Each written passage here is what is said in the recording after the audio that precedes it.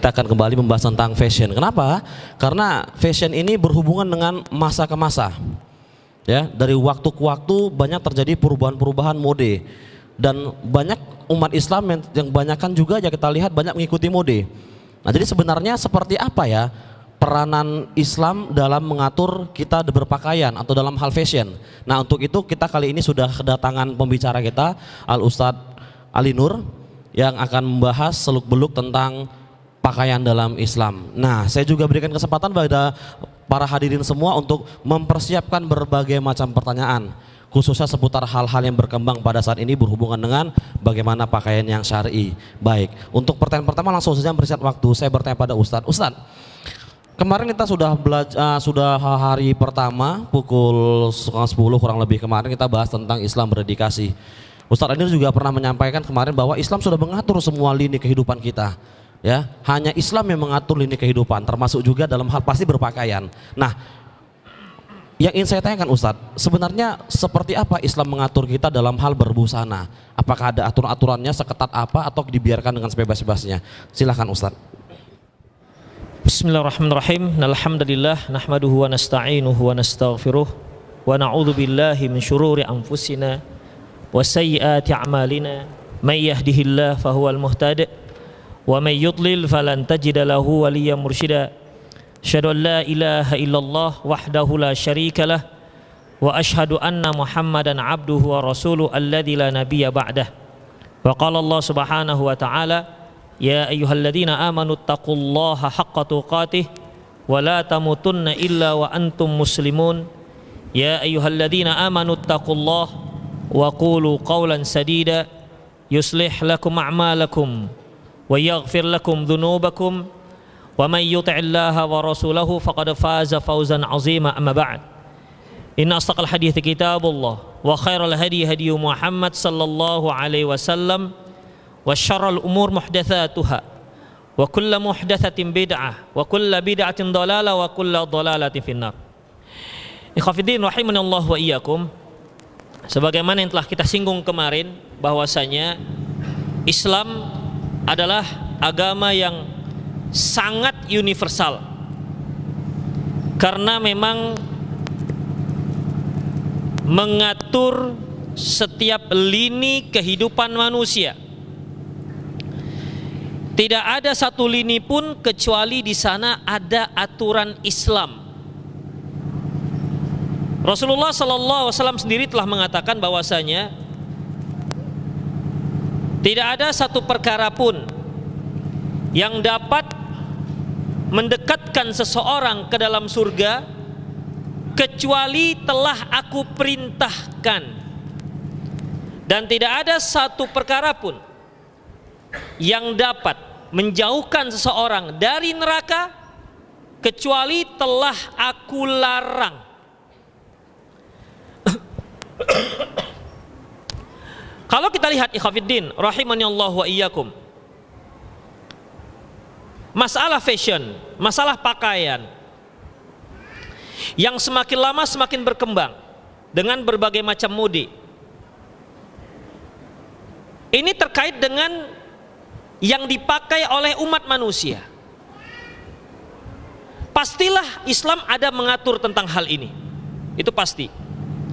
Karena pernah seorang Yahudi datang kepada Salman Al-Farsi radhiyallahu an. Dia mengatakan bahwasanya teman kalian itu, maksudnya Rasulullah, telah mengatur segalanya ya, termasuk masalah adab di WC. Apa kata Salman? Ajal, benar. Sampai di WC pun ada aturannya. Kemudian dia mengatakan, kami dilarang untuk menghadap kiblat ketika melakukan buang hajat. Kami juga dilarang istinja dengan tulang, dan kami juga dilarang istinja dengan menggunakan tangan kanan. Dalam masalah WC saja ikhwatiddin, itu ada aturan dalam Islam, apalagi masalah pakaian, di mana pakaian ini merupakan identitas bagi seorang. Dari pakaian kita bisa melihat, kita bisa menduga orang ini bagaimana, bisa kita duga. apalagi pakaian tersebut terkait dengan masalah aurat. Sementara Islam memerintahkan setiap manusia untuk menutup auratnya. Pastilah ini ada aturannya. Apalagi kalau kita kaitkan dengan yang namanya fitnah antara laki-laki dan perempuan, di mana Allah Subhanahu wa taala mengatakan, "Wala taqrabuz zina." Jangan kalian mendekati zina. Innahu kana fahisyatan wa sa'a sabila. Sesungguhnya perzinahan itu merupakan perbuatan keji dan jalan yang sangat buruk. Itulah perzinahan. Allah menyebutkan di sini, jangan kalian mendekati zina. Salah satu sarana pendekatan terhadap zina adalah dengan membuka aurat. Dengan membuka aurat. Sesuatu yang dilarang, ya Hafidin, sebuah kaidah, sesuatu yang diharamkan, jangan mendekati zina, berarti semua sarana-sarana yang dapat menjauhkan seorang dari perbuatan zina hukumnya wajib, dan semua sarana-sarana yang dapat mendekatkan seorang pada perzinahan hukumnya haram. Allah menyatakan jangan kalian mendekati zina. Berarti semua sarana, apapun namanya, mediakah dia, apalah namanya, semua sarana yang dapat menjauhkan seorang dari perzinahan, maka hukumnya wajib. Kenapa? Karena mendekati zina hukumnya haram. Semua sarana yang dapat mendekatkan seseorang pada perzinahan hukumnya apa? Halo? Belum sarapan ya? Saya ulangi. Allah Subhanahu wa taala menyatakan la taqrabuz zina. Jangan kalian mendekati zina. Apa hukum berzina? Mendekati zina. Dekatnya saja haram, apalagi melakukannya. Berarti setiap perkara yang dapat menjauhkan seseorang dari perbuatan zina hukumnya wajib. Karena apa? Kalau dia dekat haram, berarti dia jauh hukumnya wajib. Berarti semua sarana yang dapat mendekatkan seseorang pada perzinahan hukumnya haram. Di antaranya ikhwafiddin, yaitu menutup aurat. Islam mengatur dalam penutupan aurat. Islam mengatur dalam berpakaian. Pada asalnya ikhwafiddin, mengenai dari mana bahannya, seberapa tebalnya, apa modenya, pada asalnya mubah. Selama dia menutup aurat, pada asalnya hukumnya mubah. Kecuali jika ada syarat-syarat yang ditentukan oleh syariat. Sehingga bisa saja dia menutup auratnya tapi tidak memenuhi syaratnya, sehingga Islam masih mengkategorikan orang ini masih membuka auratnya. Demikian.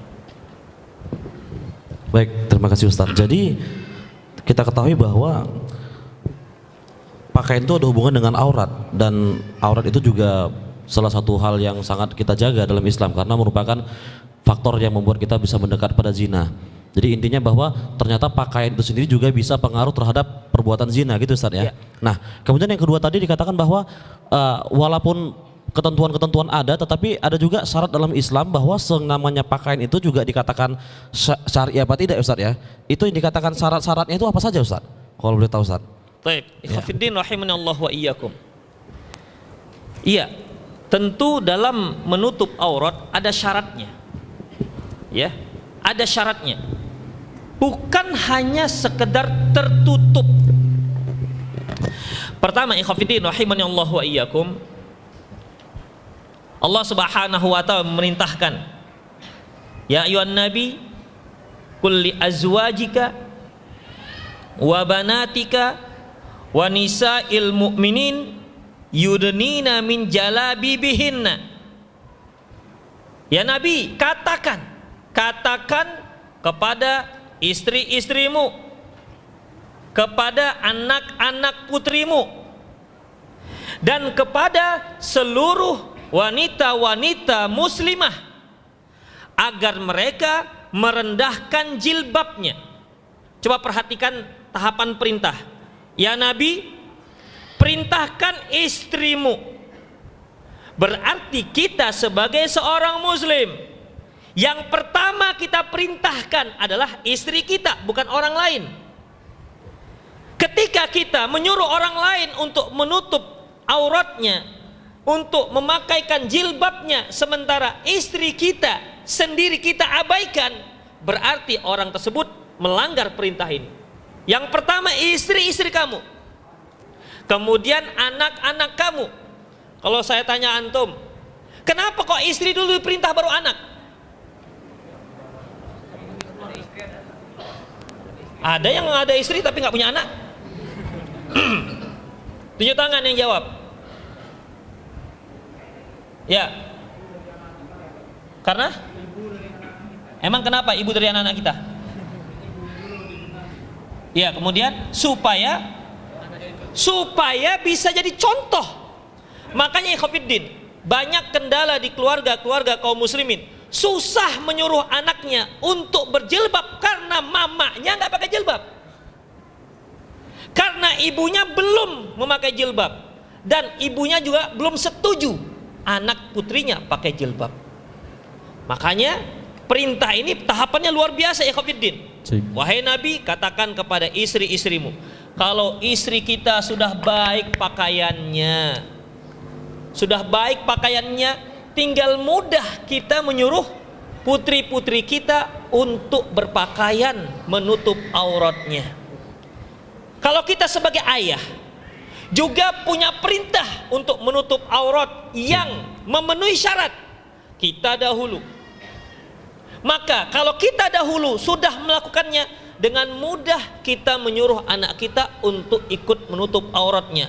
Kalau si ayah masih suka bercelana pendek, sudah pendek sempit lagi, pergi jalan-jalan jogging istilahnya, kemudian anaknya bersama dia, mungkinkah si ayah menyuruh anaknya supaya, nak, kalau kamu harus pakai celana panjang, kalau bapak enggak apa-apa karena sudah tua? Itu nggak akan masuk akal pada anak. Makanya ikhwatiddin, kalau si ayah merokok, umumnya anak merokok. Ayah nggak merokok, belum tentu anak nggak merokok, ya kan? Karena apa ikhwatiddin? Kalau yang namanya kebaikan itu memang harus diajarkan, tapi yang namanya keburukan itu seperti penyakit, tak disuruh juga pindah sendiri dia. Penyakit itu menular, yang sehat tuh nggak bisa menular. Kesehatan dijaga, nggak bisa menular ke orang lain. Tapi penyakit itu terkadang diisolir pun tetap saja dia menular ke orang lain. Demikian juga ya ikhwatiddin. Jadi kita baik saja belum tentu anak kita baik, apalagi kita buruk. Ya, tentu si anak dengan mudah menyerap keburukan tersebut. Oleh karena itu ikhwatiddin rahimanallahu wa iyyakum, ini merupakan perintah Allah Subhanahu wa taala. Perintah kepada Nabi artinya kalau kita para suami yang diperintahkan pertama, suruh istri-istri kalian. Ya, suruh istri-istri kalian. Ya terserah dengan apalah caranya, ikhwatiddin. Dengan cara dibujuk, dengan cara diberi hadiah, terserah. Yang penting si istri bisa menutup auratnya dengan cara yang baik. Mau melakukan dengan cara yang baik, dibujuk sebagaimana yang kita katakan kemarin. Wanita itu bengkok, diciptakan dari tulang rusuk, dan itu pun yang paling atas, yang paling bengkok. In aqamtaha kasartaha, kalau kamu paksa dia untuk kamu luruskan, kamu patahkan dia. Tapi kalau in taraktaha mazala iwaja, kalau kamu biarkan dia terus bengkok, itulah kaum wanita. Makanya bujuk dia, bujuk, Dik, pakai tutup aurat lah Dik ya, pakai jilbab dulu, begitu. Nanti kalau adik pakai jilbab, nanti kita beli sate padang lah. Oh iya bang, misalnya. Ya tentunya tanya dulu seleranya apa. Ya, nggak juga. Udahlah, pokoknya kalau adik pakai jilbab 1 minggu, abang kasih 1 gram emas, gimana? Oh boleh bang, agak matre gitu kan istrinya. Ya nggak apa-apa, untuk kebaikan, hadiah itu biasa. Karena apa ya ikhwatiddin? Tanggung jawab kita di hadapan Allah itu lebih besar ketimbang hanya 1 gram ataupun 2 gram emas. Ya tentunya bagi yang sanggup. Yang nggak sanggup ya sudahlah, kue pancung lah, apalah begitu kan. Sesuaikan dengan kesanggupan. Ikhwatiddin rahimani Allah wa iyyakum. Nah, sekarang permasalahannya tentu tidak sembarangan dong kita tutup aurat. Ya. Tidak asal tertutup. Tidak asal tertutup. Itu ada syarat-syaratnya sampai dikatakan dia itu menutup auratnya. Ikhwatiddin rahimani Allah wa iyyakum. Syarat yang pertama yaitu harus menutup seluruh auratnya. Kalau kaum laki-laki auratnya antara pusat dan lutut, itu aurat. Kalau perempuan seluruh tubuhnya itu aurat kecuali wajah dan telapak tangan telapak tangan. Wajah itu apa? Syekh Al-Albani rahimahullah mendefinisikan wajah itu mulai dari tempat tumbuhnya rambut, ya, kemudian sampai bawah apa ini namanya, dagu, sampai bawah dagu. Makanya kan kalau antum lihat ada yang pakai jilbab itu ditutup sampai dagu ini. Nah itu karena mereka meyakini bawah dagu ini aurat, padahal tidak. Kecuali muka dan telapak tangan. Kecuali muka dan telapak tangan, itulah aurat kaum wanita. Kemudian ikhwatiddin, alhamdulillah. Kemudian ikhwatiddin, apa dalilnya? Tentu kan begitu ikhwatiddin. Ya, apa dalilnya? Banyak sekali dalil-dalil menunjukkan bahwasanya wajah dan telapak tangan wanita itu bukan aurat. Dia bukan aurat. Dibuka boleh, tetapi ditutup lebih afdol. Dibuka boleh, tetapi ditutup lebih afdol. Salah satu dalilnya ikhwatiddin ketika Abdullah bin Abbas mendampingi Rasulullah sallallahu alaihi wasallam ke salat Id. Setelah beliau memberikan kajiannya, memberikan nasihatnya kepada kaum laki-laki, beliau pergi ke kaum wanita. Lantas beliau sallallahu alaihi wasallam memberikan nasihat-nasihat kepada kaum wanita. Di antara nasihat beliau, ya ma'syaran nisa tasaddaqna fa inni ra'aitukunna aktsara ahlin nar.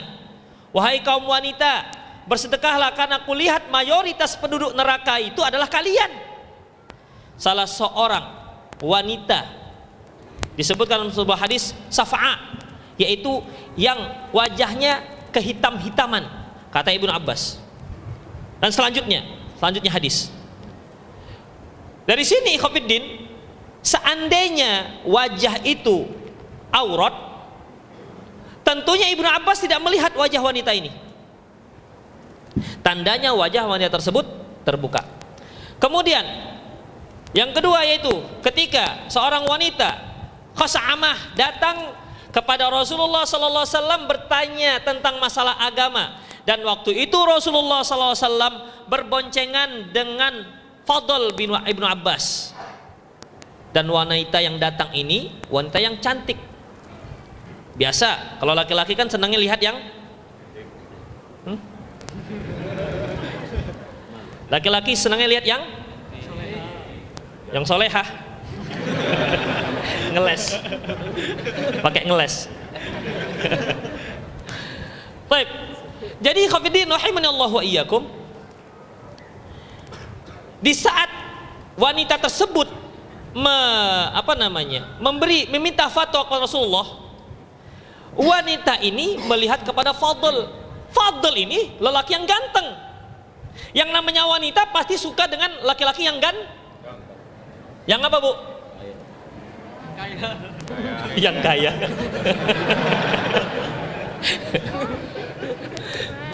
Jadi wanita ini melihat ke Fadl karena Fadl ini seorang laki-laki yang ganteng.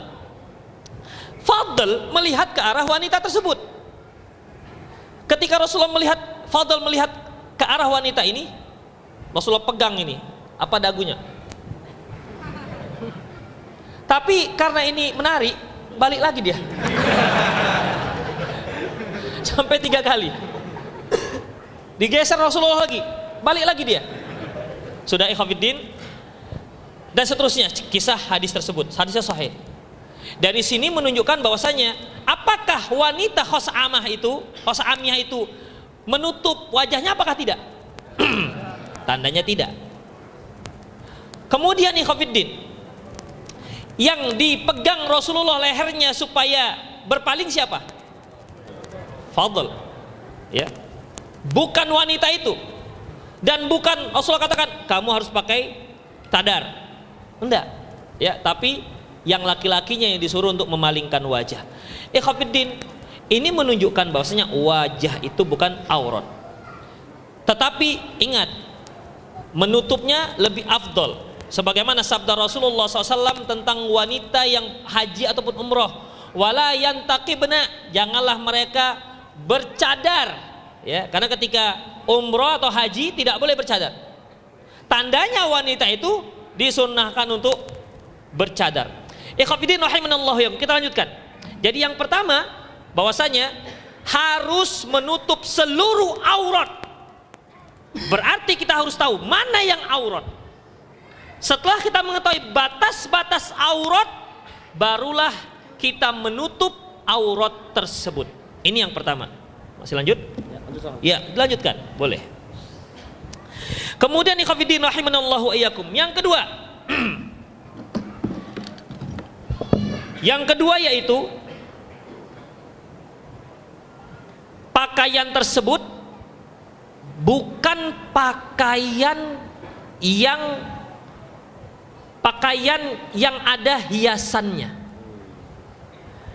Bukan pakaian yang ada hiasannya. Kan sekarang ini ada kalau ibu-ibu kita sholat, kalau dulu kan atau putih polos begitu kan, kemudian berkembang mukenanya ataupun telekungnya pakai bordir-bordir, dikenal dengan mukena telekung tasi, ada jadi tasi, bordir tasi, ingat kan?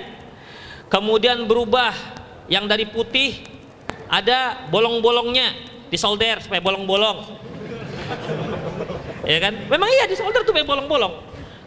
Kemudian berubah lagi, bordirnya tidak lagi putih tapi mulai hijau, kuning dan seterusnya, ya.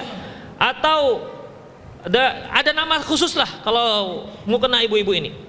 Kemudian yang terakhir sekarang udah macam-macam, ya. Ini khafidin rahimallahu wa iyyakum. Demikian juga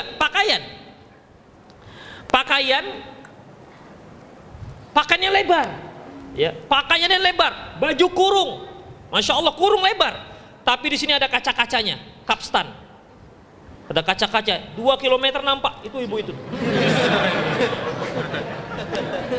karena banyak hiasannya. Dia berjilbab, tetapi banyak payet-payetnya, ya, banyak payet-payetnya, banyak kali mani-maninya, sehingga kalau dia cuci mani-mani bisa setengahnya bisa luntur, saking banyaknya. Demikian ikhwatiddin, ada yang warna perak, ada yang warna emas. Berarti ini jilbab belum memenuhi untuk menutup aurat. Karena apa? Karena jilbabnya itu sendiri merupakan perhiasan. Allah Subhanahu wa taala menyebutkan, wala yubdina zinatahunna illa ma dhahara minha. Janganlah kaum wanita itu menampakkan perhiasannya kecuali yang biasa nampak. Apa yang dikatakan yang biasa nampak? Ikhwatiddin rahimanallahu wa iyyakum. Yang dikatakan yang biasa nampak itu adalah bentuk daripada jilbab itu sendiri, karena nggak akan mungkin disembunyikan, ya, tidak mungkin disembunyikan. Demikian yang ditafsirkan oleh Ibnu Katsir. Kemudian ada satu kaidah, ini khusus untuk wanita dalam masalah jilbab. Jilbab itu berfungsi untuk menutupi, bukan menghiasi. Itu kaidah mudah. Jilbab itu berfungsi untuk menutupi, bukan menghiasi. Kalau dia dihiasi, berarti dia belum memenuhi syarat sebagai menutup aurat. Sekarang kan modelnya jilbabnya besar, atau sepinggang. Kemudian diambil dari sebelah kiri, tarik ke kanan. Ya kan? Taruh brus apa di sini? Apakah kembang melati ataupun bunga matahari? Begitu. Apa? Ikan lele. Ikhwatiddin rahimanallahu wa iyyakum. Jadilah dia sebuah perhiasan. Sekarang saya tanya pada antum pria, kira-kira brus, tahu brus kan? Bukan bros gosok gigi itu, bukan. Bros yang untuk yang dipakai, kadang-kadang taruh di sini, kadang-kadang di sini. Kira-kira bagi antum kaum laki-laki menghiasi apa tidak? Menghiasi. Ibu-ibu saya tanya, kira-kira bros itu menghiasi enggak, Bu? Menghiasi. Kecuali kalau bros itu gambar pedang, itu lain lagi ceritanya. Ya, berarti kan bukan menghiasi, pistol misalnya. Tapi umumnya enggak seperti itu. Bros itu pasti yang menghiasi, kembang-kembang begitu kan, ada kuning hijau dan seterusnya. Itu menghiasi sudah. Ingat, menutup aurat fungsinya menutup, bukan menghiasi. Kalau dia sampai menghiasi, apakah dia dengan bros, apakah dia dengan bordir, apakah dia dengan warna bordiran yang berbeda, atau baik yang mencolok maupun yang tidak mencolok, ataupun modelnya, ya, modelnya tersebut model yang bisa menghiasi, maka dia belum termasuk dalam menutup aurat. Bagaimana dengan laki-laki? Auratnya dari mana tadi? Pusat dan lutut. Dia pakai baju tapi ada rumbe-rumbenya. Misalnya celana, dia hanya pakai celana sampai lutut, celana ponggol lah. Tapi celananya ada hiasan-hiasannya misalnya. Misalnya ada rumbe-rumbenya, atau celananya banyak kantongnya. Dasar celananya warna hitam tapi kantongnya ada yang merah, ada yang kuning, ada yang hijau. Supaya lebih keren lah, ya, fashion 2017. Kira-kira boleh nggak untuk laki-laki?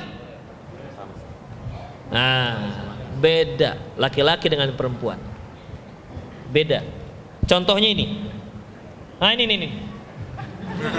Nah. Baru bertanya tadi. Baik. Ini menghiasi apa menutupi? Menghiasi. Bajunya menutupi apa menghiasi? Menutupi. Tapi ini kan menghiasi. Ya, untuk laki-laki tak apa.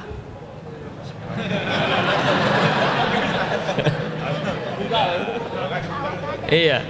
Kalau nggak dibuka ini ya. Buka sekarang. Iya. Itu khusus untuk kaum wanita.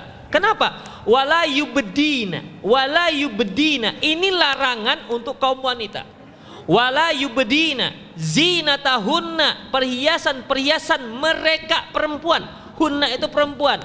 Makanya yang seperti ini hanya khusus untuk kaum wanita.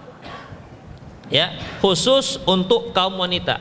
Adapun untuk laki-laki boleh dia punya perhiasan di pakaiannya, ingat, kecuali nanti ada pengecualian. Saya sebutkannya sekarang, kecuali perhiasan tersebut tidak perhiasan khusus kaum wanita. Misalnya antum pakai baju, pakai bros kemari, ya, pakai bros di sini misalnya, ya, itu bros itu kan khusus kaum wanita, maka nggak dibolehkan. Kenapa?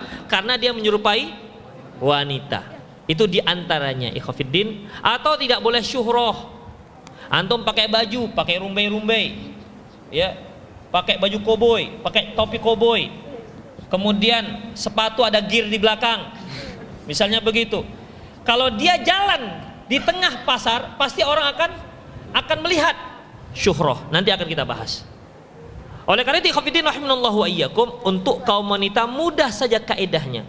Apabila perhiasan yang ada di baju, di kain yang menutup aurat tersebut menghiasi, berarti belum memenuhi menutup aurat, syarat menutup aurat.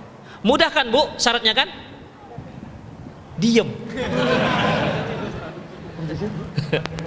Iya, enggak, dia lagi berpikir. Nah, demikian ikhwatiddin rahimani Allah wa iyyakum. Kemudian apakah warna? Nah, ini juga. Apakah warna termasuk perhiasan? Seperti kalau ada akhwat kita, ummahat kita memakai baju kuning misalnya, atau dia orangnya kulitnya agak hitam tapi bajunya merah misalnya, ya kan mencolok itu. Apakah ini termasuk yang dilarang? Ataukah pakaian wanita itu hanya boleh hitam aja, tidak boleh yang lain, harus hitam misalnya? Bagaimana ikhwatiddin? Enggak. Kalau warna tidak. Mengapa demikian ikhwatiddin rahimanallahu wa iyyakum? Perhatikan. Dari Ibrahim An-Nakhai, annahu kana yadkhulu ala Alqamah wal Aswad ala azwajin Nabi sallallahu alaihi wasallam. Bahwasanya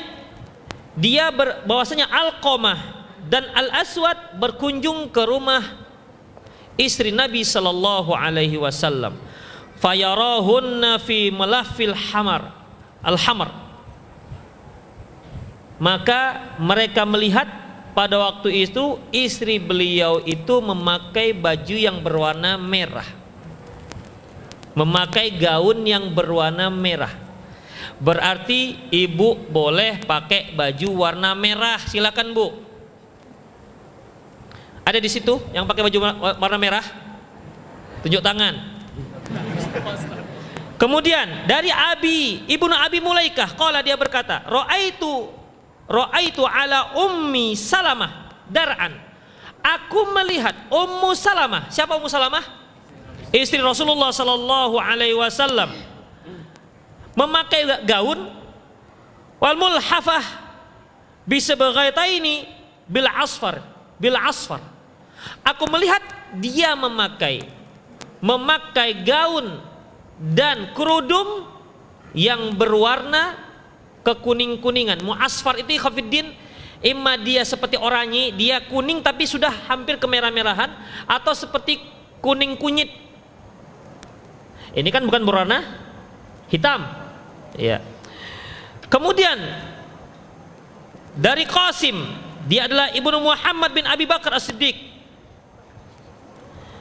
Anna Aisyah kana talbisu thiyab al-mu'asfarah wa hiya muhrimah. Bahwasanya Aisyah radhiyallahu anha memakai baju yang mu'asfar tadi, yang kuning, baju yang dicelup mu'asfar. Dia, kalau wanita ini kan perhiasannya itu kata Rasulullah, tibun nisa al-laun, ma dhahara launuhu wa khafiya rihuhu, yang kelihatan warnanya tetapi tidak ada aromanya. Di antaranya itu pewarna pakaian mu'asfar. Pada saat itu dia sedang berihram. Kemudian yang lain dari Hisham an Fatimah binti Mundhir, anna Asma, siapa Asma ini? Binti Abi Bakar, kakaknya Aisyah radhiyallahu anha, talbisu al-mu'asfar wa hiya muhrimah, memakai warna kuning, ya, warna mu'asfar, sementara dia sedang berihram. Artinya ikhwatiddin rahimani Allah wa iyyakum, boleh kaum wanita itu memakai warna-warna, boleh memakai warna-warna, tetapi ingat, dia tidak ada hiasan-hiasan di gaun tersebut, apapun namanya, bordirkah dia, rendakah dia, broskah dia, bolong-bolongkah dia, ya, apalah namanya, itu termasuk zina. Berarti ikhwatiddin, kan kita lihat bagaimana para sahabiah mempraktekkan perintah Allah, wala yubdina zinatahunna illa ma dhahara minha. Janganlah mereka kaum wanita menampakkan perhiasan mereka kecuali yang jelas nampak. Yang jelas nampak ya gaun yang mereka pakai, karena nggak mungkin disembunyikan gaun yang mereka pakai. Itulah ikhwatiddin. Tetapi yang afdol, nah ini dia, yang afdol itu yang gelap, terutama yang hitam. Dasar apa ya Khofiddin? Ketika Allah Subhanahu wa taala menurunkan firman-Nya ini, ya ayyuhan nabi kulli azwajika wa banatika wa nisa'il mu'minin yudnina min jalabibihinna. Ini perintah untuk pakai jilbab. Lantas kaum wanita pulang ke rumah-rumah mereka, mereka copot gorden-gorden mereka, kemudian mereka jadikan jilbab penutup kepala mereka. Dalam hadis disebutkan ka'annahu ghirban, seolah-olah mereka itu burung gagak. Burung gagak ini warnanya hitam. Ya. Berarti antum masih bersama saya. Burung gagak ini warnanya hitam. Ya. Sementara yang diserupai tentu akan mirip dengan yang menyerupai. Yang menyerupai adalah para sahabiah, yang diserupai adalah burung gagak. Maksudnya apa? Dalam sisi warna. Dari sinilah para ulama menyebutkan bahwasanya ya, para sahabiah itu memakai yang hitam. Afdolnya begitu, atau warna-warna yang gelap. Kalau dia merah hati, ya merah hati yang sangat hati, misalnya, yang sangat tua, misalnya, pakai hijau yang sangat tua, begitu. Itu akan lebih afdol. Tapi ingat, tidak ada perhiasannya. Demikian ikhwatiddin. Bagaimana kalau tingkat-tingkat? Sekarang kan jilbab para akhwat tingkat 1, tingkat 2, tingkat 3, tingkat 4, tingkat 5. Apakah termasuk perhiasan? Tengok tujuannya. Kalau dia buat lapisan-lapisan tersebut supaya semakin menutupi, ya, maka tidak mengapa. Karena umumnya yang tingkat-tingkat itu saya perhatikan ya, menurut pengamatan saya itu kainnya tipis. Makanya untuk itu dibuatlah berlapis-lapis, ya, dan dibuat bertingkat. Udah. Makanya kan tidak ada yang pakai jilbab dari bahan celana jin kemudian dibuat tingkat 3. Kan tidak ada kan? Tidak ada. Karena satu saja sudah cukup. Makanya kalau tujuannya untuk semakin menutupi, maka dibolehkan. Tapi kalau tujuannya untuk menghiasi, maka tidak dibolehkan. Ikhwatiddin rahimani Allah wa iyyakum. Yaitu masalah ijtihad lah berarti. Iya kan? Karena kan bisa saja kita katakan, terus kalaupun dibuat 3 lapis, kenapa enggak disirsa aja sekali 3? Kenapa kalau harus dibuat 3 tingkat? Tingkat 1, tingkat 2, tingkat 3, tingkat 4. Kenapa dibuat begitu? Ya, berarti kan dia maksudnya menghias. Bagaimana? Kembalikan kepada niat si pemakainya. Itu syarat yang kedua apa ketiga? Hah? Kedua. Pertama untuk orang. Kedua pakaian bukan tidak ada perhiasan. Yang ketiga warna ada. Yang warna termasuk perhiasan. Warna itu termasuk dalam pembahasan perhiasan. Yang ketiga, tidak sempit. Afwan. Yang ketiga adalah tidak transparan. Dia tutupi semua tubuhnya dari mulai atas sampai bawah, bahkan pakai nikob, pakai cadar. Tapi terlihat rambutnya. Kanan rawang. Kan banyak kita lihat sekarang ada para akhwat itu pakai jilbab besar, tapi bahannya tipis. Ketika dia keluar dari masjid, kita di dalam masjid nampak nerawang rambutnya. Ini tidak dibolehkan. Kenapa? Karena dia transparan. Dia pakai pakaian gaun yang gamis, tetapi ketika dia melangkah, nampak langkahan kakinya. Berarti berarti belum memenuhi syarat. Kenapa? Karena masih belum cukup tebal, masih transparan. Ikhwatiddin rahimanallahu wa iyyakum. Rasulullah sallallahu alaihi wasallam bersabda, "Sayakunu fi akhir ummati nisa'un kasiyatun 'ariyat." Nanti di akhir zaman umatku akan terdapat dari kalangan kaum wanita umatku nisa'un kasiyatun ariyatun. Mereka berpakaian tapi sebenarnya telanjang. Ya. Kemudian ala ruusihinna ka'asnimatil bukht. Di kepala mereka itu ada seperti punuk unta. Sekarang kan model jilbab ini di belakang itu ada tambalannya itu biasanya. Ya, ditaruh busa. Pernah saya iseng sekali. Oh, busa rupanya. Busa, ya. Ada yang dia semakin tinggi tingkat sosialitanya, semakin besar. Saya lihat begitu. Ya, ini hasil pengamatan. Semakin tinggi tingkat sosialitanya, misalnya seorang pejabat, misalnya istri pejabat, begitu, semakin besar biasanya. Jadi semakin tinggi. Kalau semakin kecil, berarti sosialnya tinggi, rendah, tingkat rendahan. Ikhwatiddin rahimanallahu wa iyyakum, ya. Dia tertutup kepalanya, ya. Nisaun kasiyat ariyat. Mereka itu berpakaian tapi telanjang. Kenapa demikian ikhwatiddin?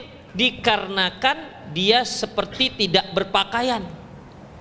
Berpakaian tetapi transparan. Berjilbab tapi kepalanya ditambah dengan sanggul-sanggul yang lain.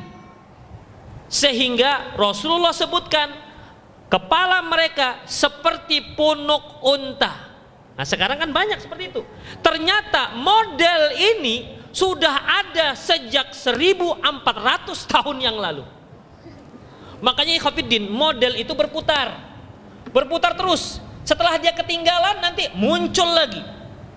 Masih ingat kalau kaum laki-laki tahun 60-an pakai celana cup bray. Depan atas sempit, bawah bray. Lebar. Kemudian berubah tahunnya, di bawah sempit, di atas lebar. Sampai masih ingat lagi saya, pakai celana harus pakai plastik asoy. Ya kan, supaya mudah masuknya. Biar mudah masuknya. Kalau membuka harus 2 orang.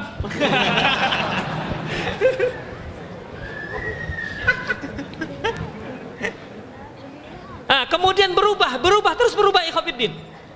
Sampai tahun 87 masih ingat lagi, itu sedang trennya celana gantung. Bukan dikarenakan hadis, enggak. Tapi dikarenakan sedang tren celana gantung. Saya lihat teman-teman itu semua celana gantung. Nah, sekarang kan sudah mulai celana gantung lagi, ya, karena model Itali telah mempopulerkannya, celana gantung. Itu ikhwatiddin rahimanallahu wa iyyakum. Dan model punuk unta ini sudah lama sebenarnya, sudah ketinggalan zaman sebenarnya. Jadi model syariat itu sebenarnya model yang paling mutaakhir. Kalau mau ibu-ibu sekalian ingin mengambil model yang paling mutaakhir, itulah syariat Islam. Adapun model punuk unta itu model kuno, udah ketinggalan zaman. Ya. Ikhwatiddin rahimanallahu wa iyyakum. Kemudian, ya, beliau juga mengatakan, il'anuhunna fa innahunna mal'unat. Laknatlah mereka, karena sesungguhnya mereka adalah wanita-wanita terlaknat. Na'udzubillah min dzalik. Kira-kira kalau Rasulullah sallallahu alaihi wasallam telah menyebutkan dengan kata-kata terlaknat, ini dosa kecil, dosa sedang, atau dosa besar? Dosa besar. Ya, ini dosa besar. Dalam hadis yang lain dari Ibnu Abdul Bar, arada sallallahu alaihi wasallam nisa allawati yalbisna min siyabi syai' al-khafif alladhi yasif wa la yastur. Bahwasanya yang dimaksud Nabi sallallahu alaihi wasallam dalam hadis tersebut adalah wanita-wanita yang memakai pakaian yang khafif, yang tipis, alladhi yasif, yang dia transparan, wala yastur, dan tidak menutupi auratnya. Dia memakai pakaian tapi tidak menutupi auratnya. Hunna kasiyatun bil ismi. Inilah yang dikatakan wanita yang telanjang. Wanita kasiyat yang berpakaian, ariyatun fil haqiqah. namanya berpakaian, tapi pada hakikatnya dia itu telanjang. Inilah syarat yang ketiga. Kemudian ikhwatiddin, syarat yang keempat yaitu tidak sempit. Syarat yang ketiga tadi juga berlaku untuk kaum laki-laki. Jadi seorang laki-laki tidak boleh dia memakai pakaian, memakai celana yang menutup dari pusat sampai lutut tapi terbuat dari plastik, kelihatan, atau yang transparan, atau yang keempat ini yang sempit. Banyak nggak kaum laki-laki memakai celana yang sempit? Terlalu banyak, bukan banyak, terlalu banyak. Berapa banyak kaum muslimin sibuk dengan wanita tidak boleh memakai pakaian sempit, dia pakai pakaian sempit, terutama ketika naik sepeda. Perhatikan, ya, lagi olahraga. Jadi kaum laki-laki ini banyak terprosok pada membuka auratnya di saat berolahraga. Ketika main bola, celana pendek. Ketika naik sepeda, celana sempit walaupun sampai lutut. Ya. Ketika jogging, apalagi banyak ikhwatiddin memakai celana li misalnya. Boleh nggak kita pakai celana jeans? Boleh, asalkan memenuhi syarat. Tapi berapa banyak kita lihat ikhwatiddin, kita lagi sholat, depan kita seorang laki-laki sujud, terbukalah bokongnya seperempat. Karena apa? Pisahnya, celananya hanya sejengkal. Jadi ketika dia sujud tarik-tarik begini. Demikian ikhwatiddin, ini aurat ikhwatiddin. Ya. Tidak boleh. Demikian juga laki-laki yang memakai pakaian sempit, pakai celana sempit, tidak dibolehkan. Tidak dibolehkan. Sekarang banyak kalangan yang sudah ngaji, pakaiannya cingkrang, tapi celananya sempit, belum memenuhi syarat. Ya. Jadi ikhwatiddin, mengenai transparan dan sempit ini berlaku untuk kaum wanita dan juga kaum pria. Ingat, memakai pakaian sempit ini berlaku untuk kaum wanita dan kaum pria. Haram hukumnya. Kemudian ikhwatiddin, kita lanjutkan. Tadi yang keempat yaitu dia itu harus lebar, tidak sempit. Sekarang ini ikhwatiddin sudah berlaku sabda Rasulullah sallallahu alaihi wasallam, la tattabi'anna sunanal ladzina min qablikum. Kalian akan mengikuti sunnah orang sebelum kalian. Shibran bi shibrin, sejengkal demi sejengkal, zira'an bi zira'in, sehasta demi sehasta. Hatta law dakhalu hujrat dabbi la dakhaltumuh. Sampai-sampai kalau mereka masuk ke lubang biawak, kalian akan ikut masuk ke lubang biawak. Masya Allah, lubang biawak itu yang jelas sempit, gelap, pengap, bau. Tapi kata Rasulullah, kalian tetap mengikuti mereka. Karena apa? Tren orang ikhwatiddin kalau sudah gelap mata, kemudian tidak diatur oleh syariat, dia tidak lagi mikir apakah yang diikuti itu baik atau tidak, apakah yang diikuti itu boleh apa tidak, dia mikir ikhwatiddin. Coba kita lihat, karena ngefan dengan seorang artis yang pangkasnya di sini lebat, di sini digundul, kemudian pakai lagi diikat di sini. Saya katakan itu pasti jelek. Saya teringat Jin Tomang jadinya. Mungkin begitu ya Jin Tomang. Ikhwatiddin, tidak ada yang mengatakan cantik, tidak ada yang mengatakan ganteng orang seperti ini. Tapi dikarenakan tren mengikuti idolanya, diikuti. Masya Allah. Begitulah ikhwatiddin, ya. Makanya kalau Rasulullah mengatakan sampai-sampai kalaupun mereka masuk ke lubang biawak, mereka ikut masuk ke lubang biawak. Saya yakin lubang biawak itu tidak seperti hotel bintang 5. Gak yakin saya. Walaupun saya belum masuk ke lubang biawak, belum pernah pengalaman, tapi kita sudah bisa merada-rada. Yang jadi permasalahan, kenapa kok kita bisa mengikuti padahal diikuti di tempat yang jelas busuk, buruk dan gelap. Itulah yang disebutkan Rasulullah sallallahu alaihi wasallam. Kalau kita lihat anak-anak gadis kita yang muslimah, putri-putri kita, Ketika dia kuliah, coba perhatikan. Dia pakai celana apa?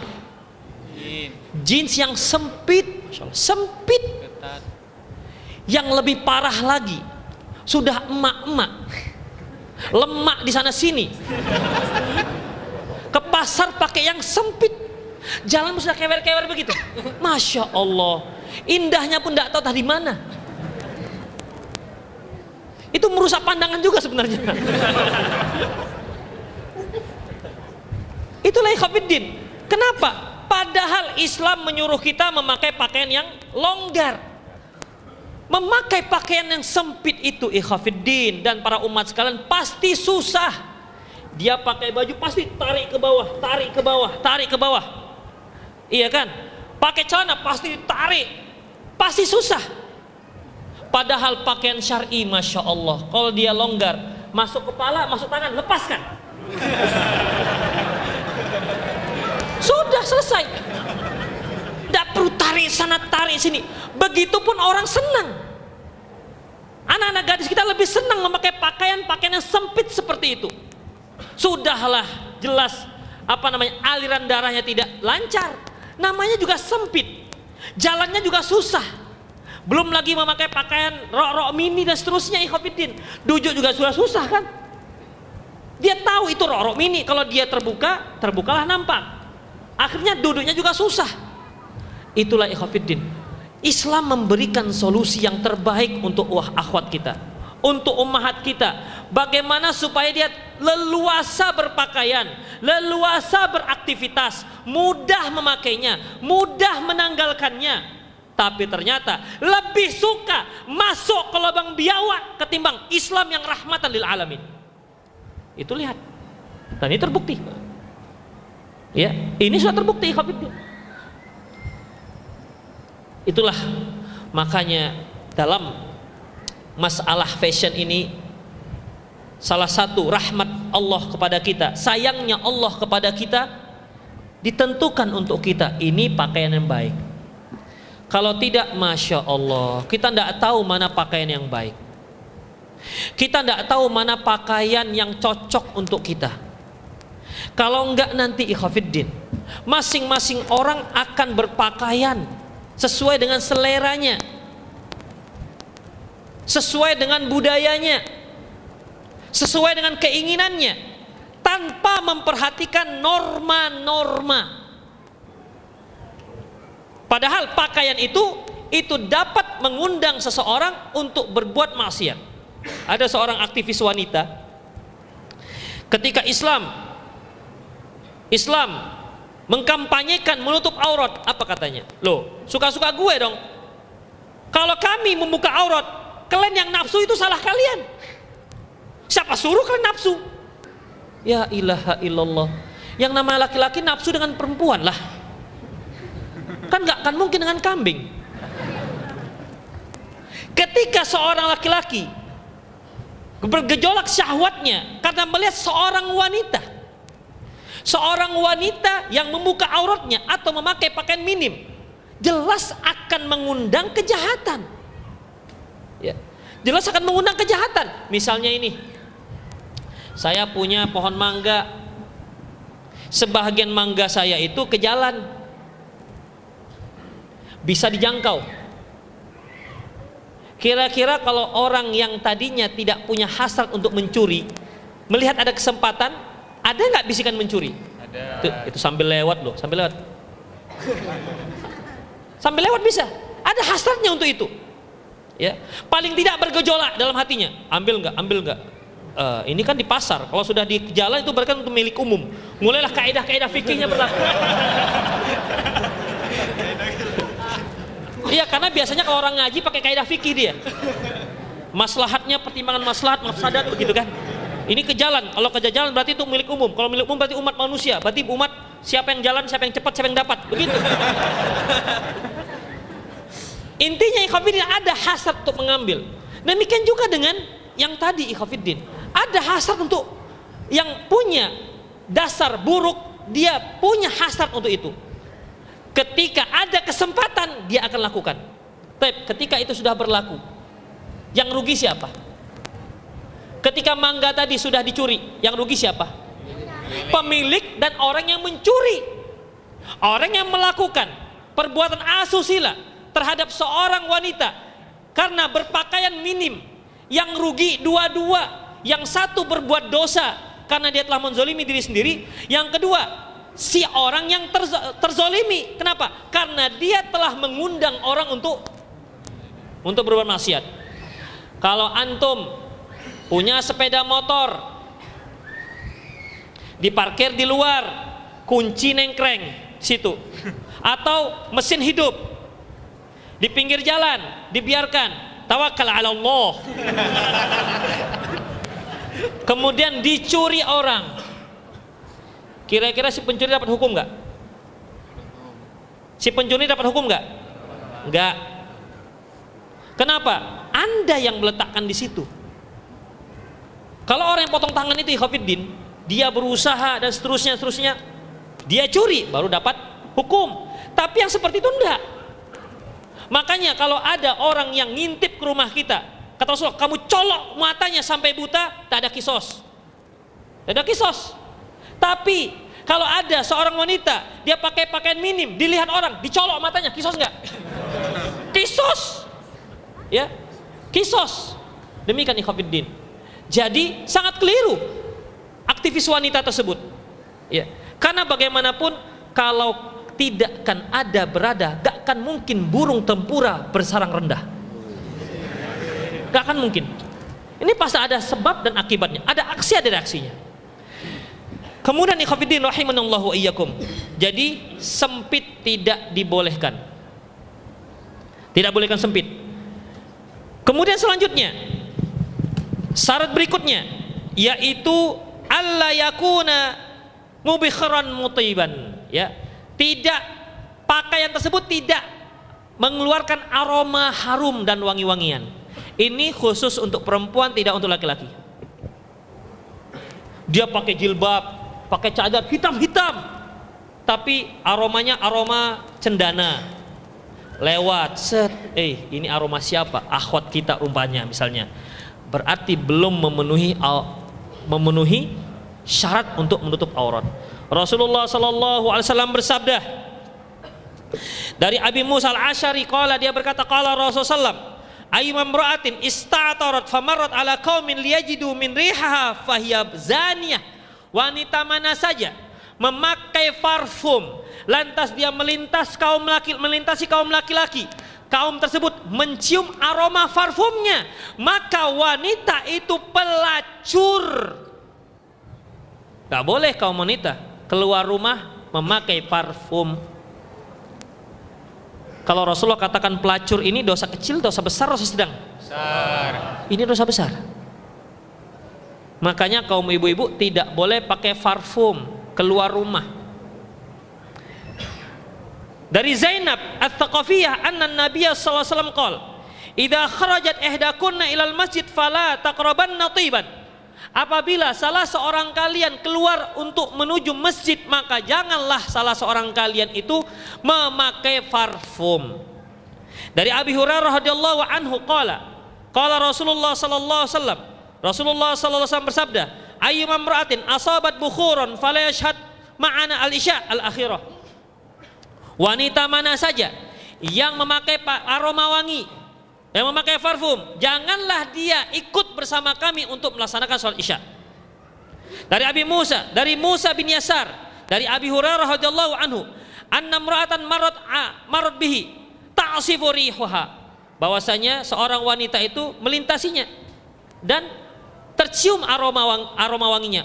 Faqala ya amatal jabbar, wahai hamba Allah, al masjid turidin, apakah kamu ini mau ke masjid ya?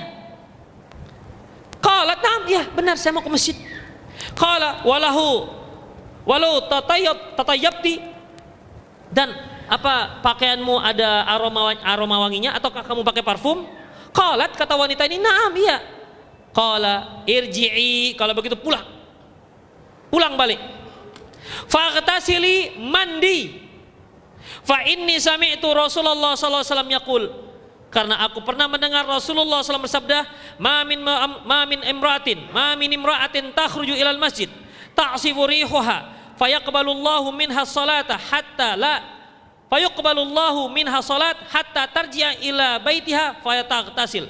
Tidaklah seorang wanita keluar ke masjid sementara dia memakai pakaian memakai aroma wangi, maka Allah tidak akan menerima salatnya sampai dia pulang ke rumahnya dan mandi. Yang kan ikhwatiddin, suruh mandi lagi. Jadi bukan hanya sekedar ganti pakaian, suruh mandi. Begitulah ketatnya dalam masalah aroma untuk keluar rumah. Makanya ibu dan akhwat kita ikhwatiddin, ya, jangan memakai parfum apapun untuk keluar rumah.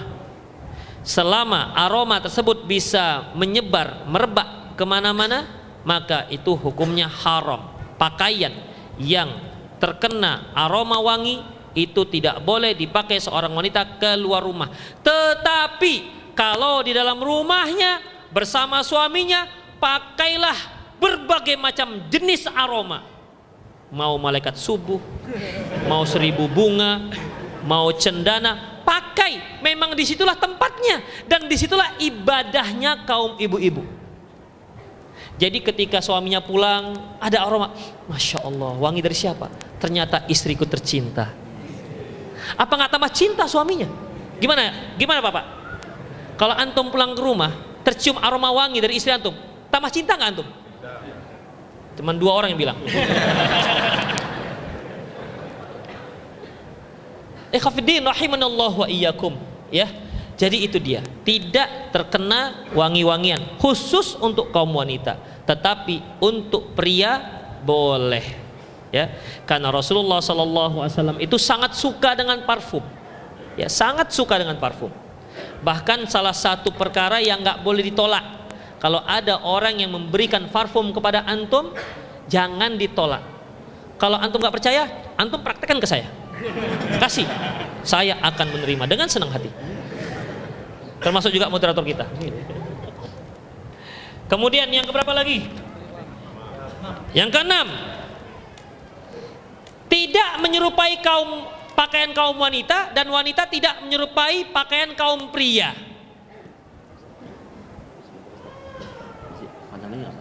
Masih panjang lagi. Oke. Ya. Ya, baik, kita cut sebentar acara karena berhubung pada hari ini ada saudara baru kita, mu'alaf yang ingin masuk Islam. Jadi untuk pada kesempatan ini ingin biar kita pandu untuk agar syahadatnya, Ustaz. Bisa, Ustaz, ya? Mana panitia tadi?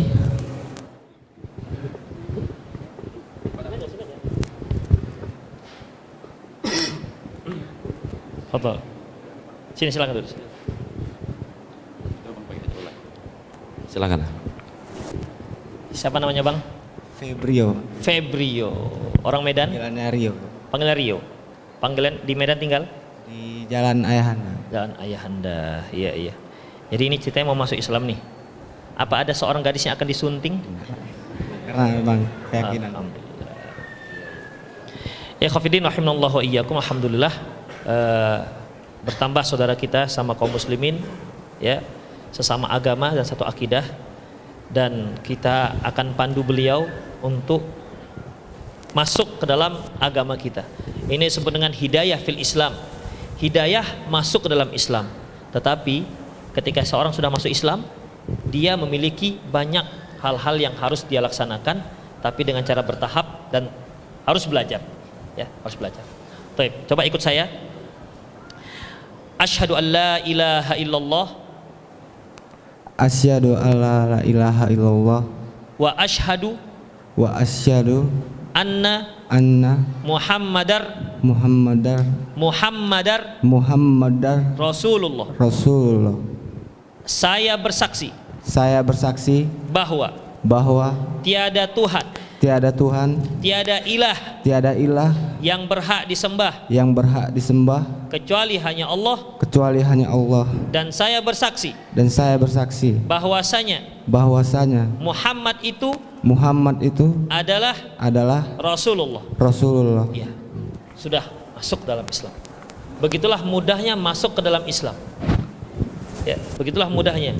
Berarti di sini ikhwatiddin tinggal Febrio atau Rio harus banyak belajar. Karena ketika Rasulullah SAW mengutus Mu'adz bin Jabal ke Yaman, apa kata beliau? Ya Mu'adz, innaka ta'ti qauman min ahlil kitab. Engkau akan mendatangi kaum dari ahli kitab. Faltakun awwala ma tad'uhu ilai syahadatu an la ilaha illallah. Hendaklah yang pertama engkau ajak yaitu mereka bersaksi, bersyahadat. Fa inhum ata'uka dzalik, kalau mereka mentaatimu, maka fa'allimhum annallaha qad iftarada 'alaihim khamsa salawat. Ajarkan kepada mereka bahwasanya Allah telah wajibkan kepada mereka salat yang 5 waktu.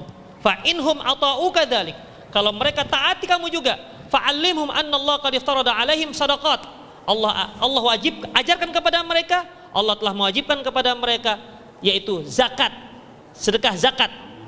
Tu'khadhu min aghniyaihim, diambil dari orang-orang kaya mereka, wa turaddu ila fuqaraihim, dan dibagi-bagikan kepada orang-orang fakir mereka. Jadi Febrio dengan mengucapkan syahadat tadi itu sudah masuk ke dalam agama Islam, dan sejak sekarang harus sudah mulai belajar bagaimana cara sholat, ya, bagaimana cara sholat yang penting-penting, bagaimana cara tauhid yang benar itu bagaimana, ya. Dan Febrio silahkan mandi kalau bisa mandi ya sekarang ya, fadhal. Udah ya.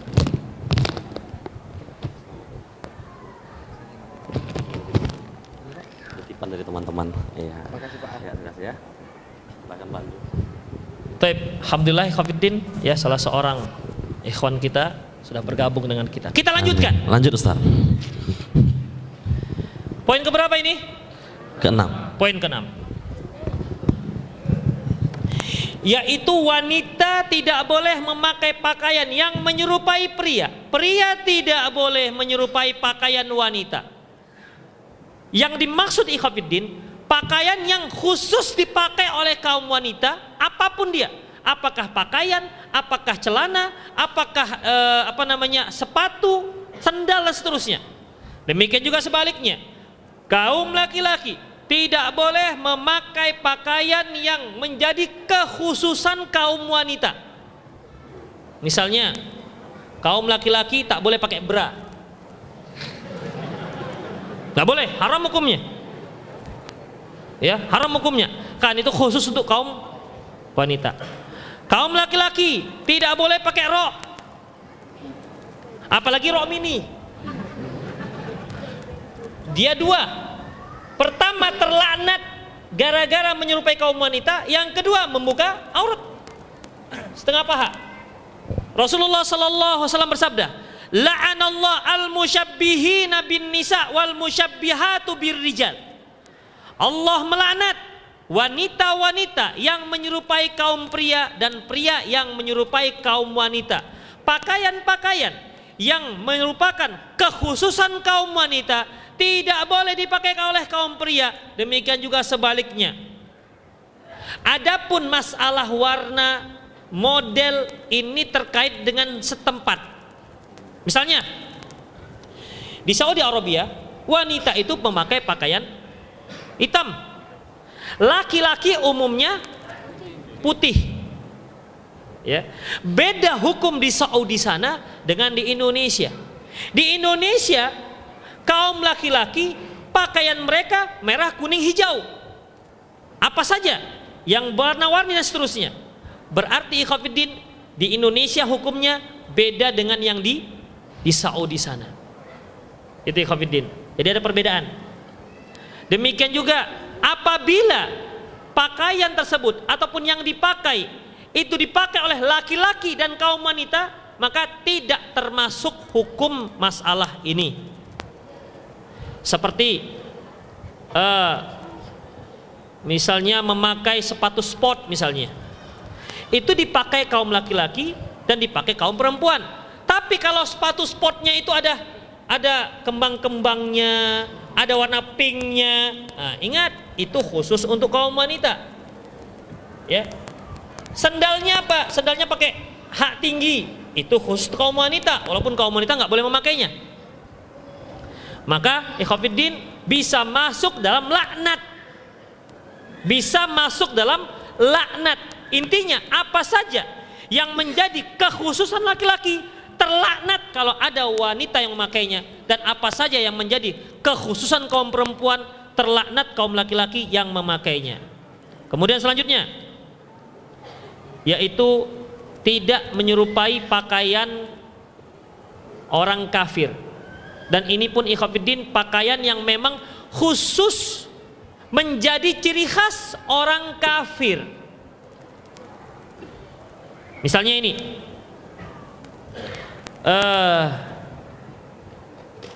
misalnya memakai pakaian Buddha misalnya. Kan kalau kita lihat kaum Buddha ini kan ada pakaian khusus dia, warnanya warna kunyit, ya, modelnya juga lain. Pokoknya kalau kita lihat dia, ini pasti orang Buddha. Ciri khas, tidak boleh. Tetapi apabila jika sudah dipakai oleh kebanyakan kaum muslimin, tidak bisa kita bedakan lagi. Umumnya kaum muslimin sudah memakainya, maka tidak lagi dikatakan tasyabuh dengan orang kafir seperti yang dipakai teman kita ini. Nah, kok sempit banget sih? Oh iya, iya. Ini kan celana pants namanya. Sementara kalau kita orang Indonesia tidak ada celana ini. Celana kita tradisional dahulu, ikhwatiddin, itu kombor dan tidak ada pakai pinggang, pakai tali. Kalau lepas talinya langsung jatuh. Itu dia. Tidak ada pakai resleting, ya. Ini adalah asalnya dari Eropa. Di Arab juga nggak ada ini. Islam nggak memakai ini. Tapi karena kaum muslimin sudah memakainya, maka dia tidak menjadi tasyabuh dengan orang kafir. Kemeja yang antum pakai, kaos-kaos yang antum pakai, apakah tasyabuh dengan orang kafir? Memang dia asalnya dari kafir, asalnya dari barat, dipakai oleh orang kafir. Kemudian mereka bawa sambil menjajah suatu tempat, membawa modelnya juga. Bagaimana? Karena sudah dipakai kebanyakan kaum muslimin, tidak lagi masuk dalam hukum tasyabuh dengan orang kafir. Demikian ikhwatiddin. Memakai pakaian selutut, pakaian Pakistan, ya, itu kan awalnya pakaian orang India, ya. Tapi ikhwatiddin, itu tidak lagi ciri kekhususan, tidak menjadi ciri kekhususan. Oleh karena itu kalau dia menjadi kekhususan, maka tidak dibolehkan. Bagaimana dengan jas? Nah, jas ikhwatiddin, apakah masih menjadi ciri khas orang kafir? Tidak lagi. Dasi, baik yang panjang maupun dasi kupu-kupu, apakah masih ciri-ciri orang kafir? Allahu alam. Jadi di sini ada yang masih sudah memang sudah tidak tidak lagi menjadi ciri orang kafir, ada yang masih syubhat. Ya, macam dasi itu masih syubhat. Kita lihat pendeta-pendeta lagi kajian pakai dasi kupu-kupu. Ya. Kalau dia masih syubhat ikhwatiddin, antara innal halala bayyinun, yang halal jelas, wa innal harama bayyinun, yang haram itu jelas, wa bainahuma umur mushtabihat, di antaranya ada hal-hal yang masih samar. Maka rumusnya famanittaqa anis syubhati faqad istabra an dini wardi. Barang siapa yang menjauhkan yang syubhat, yang samar, berarti dia telah menyelamatkan agamanya dan kehormatannya, maka jauhkan. Kalaupun kita tidak bisa memastikan ini ciri khas orang kafir, karena masih ada juga kaum muslimin yang memakainya, terutama sarjana-sarjana yang S1 ketika ketika wisuda dan seterusnya, ya, masih ada. Tetapi kalau dia masih syubhat, ikhwatiddin, sebaiknya tinggalkan. Da' ma yaribuka ila ma la yaribuka. Tinggalkan yang kamu ragu kepada yang kamu tidak ragu. Kalau antum tidak ragu, silakan pakai. Tanggung jawab masing-masing di hadapan Allah Subhanahu wa taala. Yang terakhir, yaitu tidak merupakan libasus syuhrah, ya, tidak merupakan pakaian syuhrah. Pakaian syuhrah itu pakaian sensasi. Pakaian sensasi yang menjadi perhatian orang ramai. Yang menjadi perhatian orang ramai.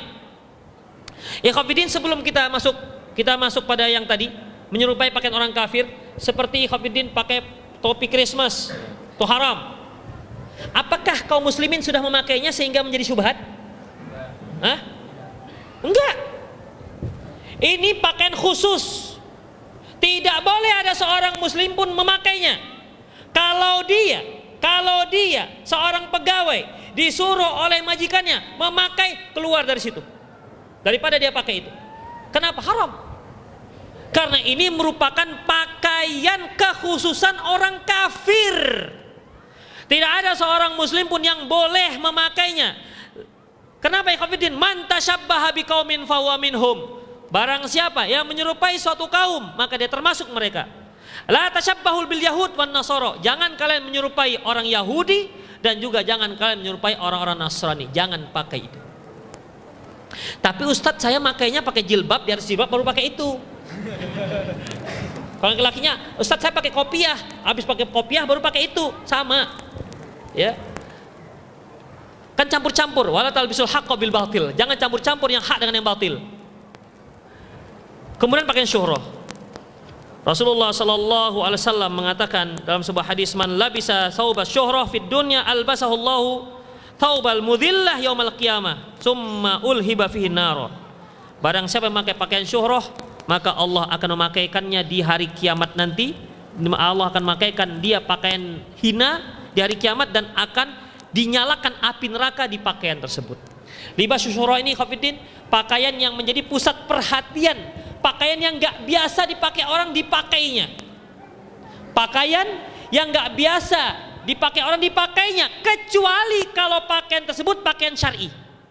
Misalnya di satu kampung tak pernah ada orang pakai cadar, tak pernah ada kaum muslimahnya pakai hitam-hitam. Masuklah dia ke kampung tersebut, penduduk baru pakai cadar, lewat di pasar, aktivitas pasar terhenti. Semua melihat, apa ini? Kok ada yang bercadar tutup? Ada yang mengatakan, oh untuk mungkin ninja. Ada yang, oh mungkin ninja sawit. Macam-macam. Namanya juga orang komentar. Tak pernah dia lihat seperti itu, ikhwatiddin. Seperti antum, kaum laki-lakinya misalnya pakai gamis. Ya kan? Tak pernah di situ orang pakai gamis. Ada di situ pakai kain sarung. Ada pakaian petani biasa. Udah. Tiba-tiba ada seorang laki-laki masuk pakai gamis.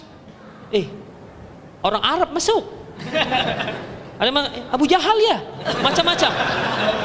Namanya masyarakat. Ya. Namanya juga masyarakat. Banyak komentar mereka. Kalau terjadi seperti itu ikhwatiddin, maka antum nggak boleh pakai gamis. Ya. Karena model gamis itu ya, model yang sunnah jibillah. Sunnah jibillah ini apa ikhwatiddin? Itu merupakan pakaian yang memang dipakai oleh orang Arab. Sudah, pakaian dipakai oleh orang Arab. Hanya saja Rasulullah SAW suka dengan memakai gamis. Tetapi bukan berarti hukumnya sunnah, dikerjakan berpahala, ditinggalkan tak mengapa. Beda dengan sunnah rawatib. Ya, ini tidak termasuk dalam rangkaian syariat. Tetapi barang siapa yang memakai gamis karena cintanya kepada Rasulullah SAW, maka dia berpahala karena cintanya itu. Sama seperti ketika seorang Rasulullah memakan labu, kemudian orang sahabat melihat, Rasulullah suka labu, sejak itu aku suka makan labu. Kan tidak ada yang mengatakan makan labu hukumnya makannya sunnah, dimakan berpahala, tak dimakan tak apa-apa. Ya. Yang kedua, dia akan berpahala apa ikhwatiddin? Karena lebih menutup aurat. Karena yang namanya aurat, semakin dia tertutup, maka dia semakin besar pahalanya. Demikian ikhwatiddin. Ya. Jadi berpakaianlah pakaian, jangan pakaian syuhrah, kecuali jika memang pakaian tersebut pakaian yang memang disyariatkan, seperti pakai celana gantung. Di suatu tempat tidak ada orang pakai celana gantung, cingkrang, sehingga kalau dia pakai celana gantung menjadi pusat perhatian orang. Gantung, tadi malam hujan kan? Nggak hujan, banjir, ada banjir di sana, nggak ada juga. Kenapa ini? Begitu. Jadi perhatian, ya, maka tidak mengapa. Kenapa? Itu hukumnya wajib. Atau antum ke kantor, masuk kantor pakaian cingkrang. Khafidin, jangan takut, sekarang kantor-kantor gak mempermasalahkan pakaian yang di atas mata kaki. Kalaupun Khafidin antum masih sungkan gimana gitu, malu, udah minimal jangan sampai melewati batas mata kaki. Ya. Minimal jangan sampai melewati batas mata kaki. Pas di atas mata kaki, itulah dia. Itu masih dibolehkan. Yang top itu setengah betis. Itulah ikhwatiddin rahimanallahu wa iyyakum beberapa syaratnya. Ya, kita mohon pada moderator untuk mengulangi kembali apa tadi syarat-syaratnya. Ya, baik. Jadi syarat-syarat berpakaian itu yang pertama adalah ya harus menutup seluruh aurat, ya, seluruh aurat. Nah, kemudian untuk mengetahui auratnya kita harus tahu batasan-batasannya. Yang laki-laki seperti apa, yang perempuan seperti apa. Kemudian yang kedua adalah ini khusus wanita, pakaian tersebut bukan pakaian yang ada hiasannya. Nah, karena khusus wanita itu jilbab itu berfungsi untuk menutup bukan menghiasi, ya. Kemudian adapun laki-laki perhiasan juga tidak dimasalahkan kecuali perhiasan yang digunakan untuk wanita. Nah, untuk warna juga tidak ada masalah. Kemudian syarat yang ketiga adalah tidak boleh transparan. Tidak transparan, kenapa? Karena transparan itu menerawang. Dan dari hadis ini juga ada hubungan dengan jilbab yang menggunakan jilbab seperti punuk unta. Itu sangat dilaknat oleh Rasulullah SAW. Yang keempat tidak sempit. Tidak sempit, dia harus lebar. Dan kelima tidak mengeluarkan aroma harum. Ya, tidak mengeluarkan aroma harum. Tapi Ustaz, maaf, kalau misalnya bau gimana Ustaz? Bau? Iya. Iya. Ikhwatiddin, seorang wanita haram hukumnya dia memakai parfum keluar rumah. Bukan berarti dia harus pakai bau-bauan. Saya mau ke masjid, biarlah bau dulu. Main treadmill dulu dia kan, jalan gitu lari, udah keringatan, barulah dia, inilah sunnahnya. Jangan begitu juga, ya. Karena kalau badan kita menimbulkan bau dan mengganggu orang lain, ini masuk pada hadis berikutnya. Apa kata Rasulullah? Innal malaikah yata'adza bima yata'adza bihin nas. Malaikat itu terganggu dengan bau yang mengganggu manusia. Jadi kalau kita terganggu dengan bau badan teman kita, ketahuilah malaikat itu terganggu dengan bau badan kita. Makanya bukan berarti ketika kita seorang wanita tidak boleh memakai parfum, bukan berarti dia harus bau-bauan. Bagaimana kalau wanita tersebut dia memang modelnya model bau badan? Ada jenis wanita seperti ini. Pokoknya badan masya Allah itu kalau nggak dikasih obat sana obat sini, itu aromanya masya Allah. Tuh radius 2 meter. Bau bapak ini, bau ibu ini nih. Udah langsung ketahuan. Lelaki juga ada yang seperti itu. Ya. Ini bagaimana? Maka hilangkan baunya. Ya, hilangkan baunya. Untuk laki-laki silahkan dengan apapun. Untuk kaum wanita hilangkan baunya dengan apapun selama bukan bahan yang menimbulkan menyebarkan aroma wangi di sekitarnya. Silahkan. Ya, terima kasih Ustaz. Yang keenam, setelah yang kelima tidak mengeluarkan aroma wangian. Yang keenam, pria tidak boleh memakai pakaian yang dikhususkan untuk wanita dan juga sebaliknya. Wanita tidak larang untuk menggunakan pakaian dikhususkan untuk pria. Nah, yang ketujuh tidak menyerupai pakaian orang kafir. Dan yang terakhir adalah tidak merupakan pakaian yang membawa sensasi di halayak ramai. Itu ada 8 syarat kita menggunakan pakaian syar'i. Baik, sekarang kita masuk sesi tanya jawab. Oke, saya persilahkan kepada 3 orang dulu. Tapi sebelumnya sudah ada pertanyaan masuk ke meja redaksi dari akhwat. Boleh kita bacakan dulu Ustaz? Iya. Yang pertama Ustaz, afwan Ustaz, anak usianya di atas 40 tahun dan masih PNS. Seharinya berjilbab panjang, ya jilbab panjang biasa. Niat untuk menutupi dan bercadar ada. Tapi apakah sudah ketuaan Ustaz? Iya. Nah, ya. Terima kasih Ustaz. Sebelumnya assalamualaikum. Ya, sama-sama. Ikhwatiddin, dalam masalah menutup aurat ataupun bercadar tidak ada batasan usia. Tidak ada batasan usia. Apabila seorang wanita sudah berusia 40 tahun, apakah masih disunahkan bercadar? Iya, masih. Apalagi yang 40 tahun ini masih terlihat menari. Kan ada jenis wanita itu semakin tua dia semakin menari, ada seperti itu. Iya. Seperti kelapa, semakin tua semakin berminyak. Ada seperti itu. Atau dikarenakan perawatan misalnya.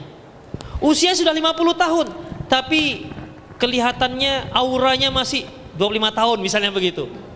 Ya, ada yang seperti ini. Ada yang 25 tahun tapi auranya sudah 50 tahun. Ada yang seperti itu juga. Ada. Ya. Jadi bagaimana ikhwatiddin? Tidak terkait dengan usia. Ya. Sunnah bernikab, bercadar itu masih masih dianjurkan, terutama untuk wanita-wanita yang merasa dirinya itu menarik, yang merasa dirinya itu jelita. Menarik ini kan tahu artinya kan? Menarik itu begini nih, menarik nih. Nah, biasanya yang menarik itu artinya orang tertarik untuk melihatnya, terutama wanita-wanita yang seperti ini. Lantas bagaimana kalau Ustadz, saya perasaan saya itu jelek Ustadz, kulit brown, ya kan? Kalau kalau wajah ya face ya 5,5 lah begitu, paling kalaupun paling tambah lagi ya 5,6 lah paling, misalnya begitu. Apakah juga disyariatkan? Tetap disyariatkan, ya, tapi syariatkan. Jangan ada di antara para akhwat yang niatnya bernikob karena merasa dia nggak menarik, jangan. Ya, jangan. Niatkanlah dia sedang melaksanakan sunnah Rasulullah Sallallahu Alaihi Wasallam. Tetapi lebih dianjurkan lagi para akhwat-akhwat yang merasa dirinya menarik, yang merasa dirinya cantik, yang merasa dirinya jelita. Itu dia. Tapi jangan perasaan. Perasaan saya kan menarik. Ya. Karena bagaimanapun ikhwatiddin, dunia kaum wanita itu dunia berhias. Sejelek apapun dia pasti suka berhias.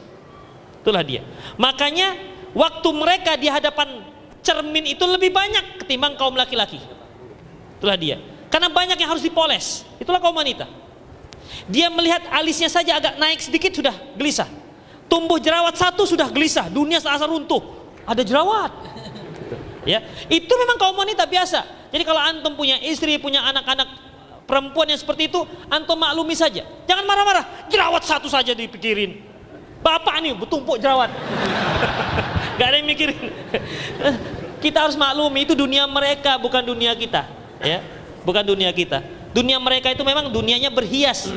Makanya banyak batasan-batasan tentang berhias. Ya, wala tabarrajna tabarrujal jahiliyatul ula. Janganlah mereka itu berhias seperti berhiasnya orang-orang jahiliyah terdahulu. Kenapa? Karena kalau dibiarkan, masya Allah memang mereka suka berhias, sehingga tidak ada batasannya. Nah. Ya baik, kita buka sesi diskusi interaktif. 2 orang penanya dulu boleh? Ya, 1 orang, 1 lagi. Ya 2. Oke, 2 orang. Ya pertama dulu. 1 orang Ikhwan, 1 orang Ahwat dulu. Oke, 1 orang Ikhwan, 1 orang Ahwat. Baik, yang pertama dari Ikhwan dulu. Berikutnya mikrofon bisa dikasih ke panitia akhwat ya. Ya silakan Bang. Nama dulu Bang ya. Waalaikumsalam warahmatullahi wabarakatuh. Nama saya Eri. Eri. Ya, saya mau bertanya, kalau misalnya suami sudah nyuruh istri untuk berhijab, tapi belum mau juga. Terus orang tua nyuruh anak belum mau juga.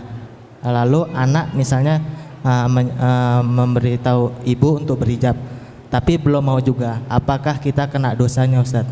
Iya. Jazakallahu khairan. Ya, boleh langsung Ustaz. Baik, dalam masalah ini ikhwatiddin berlaku kaedah ingkarul mungkar. Rasulullah sallallahu alaihi wasallam memberikan kaedah dalam ingkarul mungkar. Man ra'a minkum mungkaran falyughayyir biyadihi. Barang siapa yang melihat kemungkaran, dia rubah dengan kekuasaan dia. Jika memang orang yang berbuat mungkar itu berada di bawah kekuasaan dia. Fa illam yastati fa bilisani. Kalau enggak sanggup maka dengan lisannya. Kenapa? Orang-orang yang enggak berada dalam kekuasaan dia, mungkin tetangga atau teman, mitra kerja dan lain-lainnya. Fa illam yastati fa bi qalbi. Kalau enggak sanggup dengan hati, dia harus membenci hal itu. Baik, sekarang seorang istri diperintahkan oleh sang suami untuk berhijab. Ternyata si istri masih enggan. Paling alasannya, nantilah Bang kalau kita sudah naik haji. Naik haji daftar sekarang 25 tahun lagi baru naik haji. Itu pun kalau hidup. Maka ikhwatiddin ingat, ar-rijalu qawwamuna 'alan nisa. Lelaki itu pemimpin kaum perempuan. Kullukum ra'in wa kullukum mas'ulun an ra'iyati. Semua kalian pemimpin dan setiap pemimpin akan dimintai pertanggungjawabannya di hadapan Allah Subhanahu wa taala nanti. Seorang suami akan dimintai pertanggungjawabannya tentang istrinya. Karena ketika seorang laki-laki telah melangsungkan akad pernikahan, aku terima nikah anak bapak begini dan begitu, artinya ikhwafiddin, dia sedang memegang sebuah perjanjian yang sangat kokoh. Wa akhadna minkum mitsaqan ghalidha, kan kalian telah mengambil dari mereka perjanjian yang sudah sangat kokoh. Artinya ikhwafiddin, ketika kita sudah berani melangsungkan akad pernikahan, sama artinya kita mengatakan kepada mertua kita, Pak, saya bertanggung jawab terhadap anak bapak dunia dan akhirat. Kalau anak bapak masuk neraka, aku tanggung jawab. Itu artinya. Kalau dia statusnya masih istri kita, maka kita bertanggung jawab sampai akhirat. Kalau dia masuk neraka, suaminya masuk surga, tanya, ini mana? Ini istri siapa ini? Mana suaminya? Tarik suaminya. Kok bisa begini? Ini siapa ini? Istrimu. Kok bisa? Tetapi kalau istri masuk surga, belum bisa menyeret suaminya masuk ke surga. Istrinya masuk ke surga, suaminya masuk neraka. Dia nggak bisa menyeret suaminya. Kenapa? Karena istri tidak bertanggung jawab terhadap si suami. Ikhwatiddin rahimanallahu wa iyyakum. Lantas bagaimana? Ingat, ini tanggung jawab. Ini yang pertama. Ya. Yang kedua, memang para suami itu merupakan pemimpin. Rasulullah mengatakan bahwasanya ittaqun nisa, istausu bin nisaikum khaira. Nasihati kaum wanita itu dengan cara yang baik. Fa innahum awanun lakum.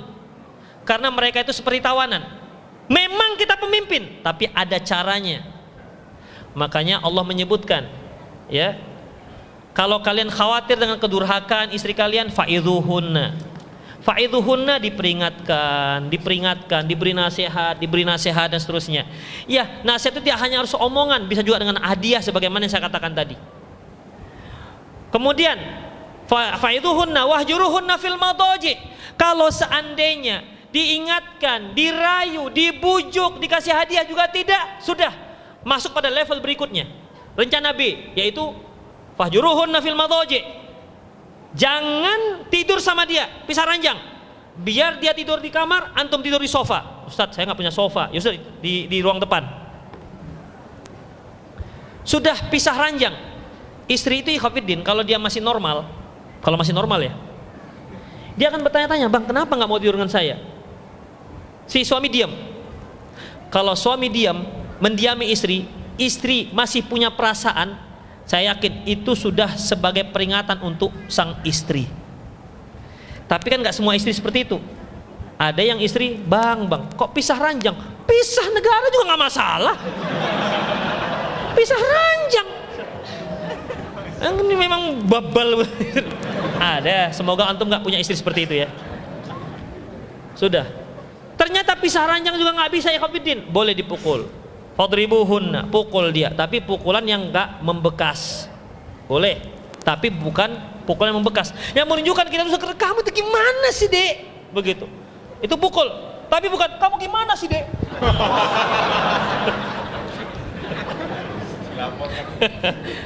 KDRT nanti itu. Udah, nggak boleh seperti itu. Dipukul, tapi pukul yang nggak menimbulkan bekas. Tapi qadarullah masyafa'ala, istrinya itu sudah sabu hitam dulu waktu dia lamar. Begitu dipukul, nangkis adik ini. Sepak sap my Gary, tangkis lagi. Namanya juga dia mantan karate-do. Begitu mau dilawan, dibantingnya suaminya. Misalnya, jago istrinya, sakti mandraguna. Berarti nggak bisa ini. Kalau sudah pukul pun tidak bisa memberikan pelajaran, maka faba'athu hakama min ahli wa hakama min ahliya. Udah panggil keluarganya, panggil keluarga suami, dah dirembukkan. Ini gimana? Maksud saya baik, saya menyuruh dia untuk berhijab, tapi enggak juga. Saya sudah buat begini gimana? Apa baiknya? Kalau memang enggak bisa juga, ya pisah. Kenapa? Karena masih tanggung jawab kita. Pak, kita ungkapkan ke mertua kita, kita ungkapkan ke orang tua kita. Ini masalahnya berat nanti di hadapan Allah Subhanahu wa taala. Ini tanggung jawab saya, Pak. Jelaskan. Jadi jangan tiba-tiba, Dek, pakai jilbab enggak? Kalau enggak, kutala kamu. Abang punya hak untuk mentala. Kan begitu. Itu bukan senjata, ikhwatiddin. Walaupun itu merupakan salah satu solusi yang terakhir yang seperti itu. Ya, terakhir. Jadi sudah dirembuk. Jadi keluarga istri, keluarga kita, ayah kita, ibu kita, mertua kita tahu masalahnya. Mengapa kita melepas si istri ini? Jelas dia, ikhwatiddin. Jadi prosedur itu jelas. Jangan begitu mengajarkan, memberi peringatan langsung main pukul, enggak bisa seperti itu. Atau main ancam cerai, enggak seperti itu, ikhwatiddin. Ingat, wanita itu bengkok. Ya Bu ya, Ibu bengkok kan Bu? Wanita itu bengkok. Kalau antum paksa, antum luruskan, patah dia. Minimal patah hatinya, terluka hatinya. Kalau sudah terluka hatinya, susah untuk sembuh. Itu ikhwatiddin. Makanya antum merayulah dia. Biasanya wanita itu lebih mudah ngerayunya dengan duit. Iya benar? Ya. Jadi dia marah-marah dengan antum kan, udah pulang-pulang tiba-tiba bawa apa begitu. Atau Dek, kue pancuk. Dek, kita umroh yuk. Begitu. Ya. Jadi ikhwatiddin, rayu dia. Rayu itu kan istri antum. Banyak laki-laki ini ikhwatiddin merayu istrinya nggak bisa, merayu istri tetangga, masya Allah. Tak melihat dirimu terasa hampa dunia ini. Tapi dengan istri yang enggak, ini kan salah ya ikhwatiddin. Oleh karena itu, ya, apa tadi pertanyaannya? Sampai lupa saya. Tadi gimana solusinya Ustaz kalau misalnya nasihat nggak bisa juga? Tadi itu dia, ada 3. Rasulullah sudah kasih nasihat. Itu yang berada di bawah kekuasaan kita. Ada misalnya anak ke orang tua. Ini kan berarti tidak berada di bawah kekuasaan dia. Ini masuk pada level kedua, yaitu fa'il lam yastati fabilisani. Kalau nggak sanggup dengan lisannya, dia kasih tahu ibunya, dia bujuk ya. Dia bujuk, dia nggak bisa tegas di situ.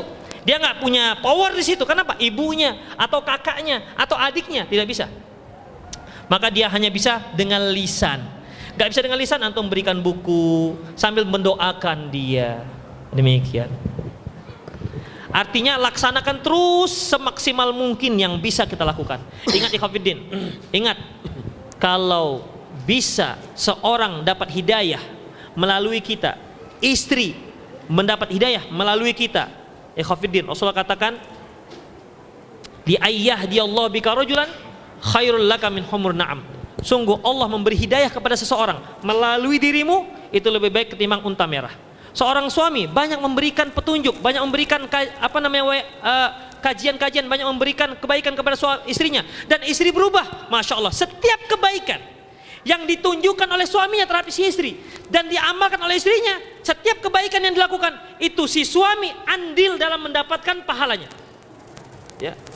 Jadi kita itu yang kita inginkan itu, ketika kita melihat satu hal yang kedurhakaan, lihat dia jangan seperti melihat musuh, tapi lihat dia sebagai seorang pesakit. Gimana caranya? Karena kalau dia sembuh, Anda sehat, kami bangga. Begitu kan? Dia sembuh, kita dapat pahala dari Allah. Berarti Allah memberi kita kebaikan. Dia mendapat hidayah. Allah yang memberi hidayah, bukan kita.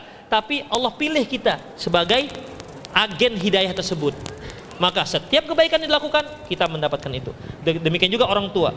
Kalau Allah menjadikan orang tua kita ngaji, orang tua kita pakai jilbab melalui kita, masya Allah, setiap jilbab yang dipakai orang tua kita, kita mendapatkan pahalanya.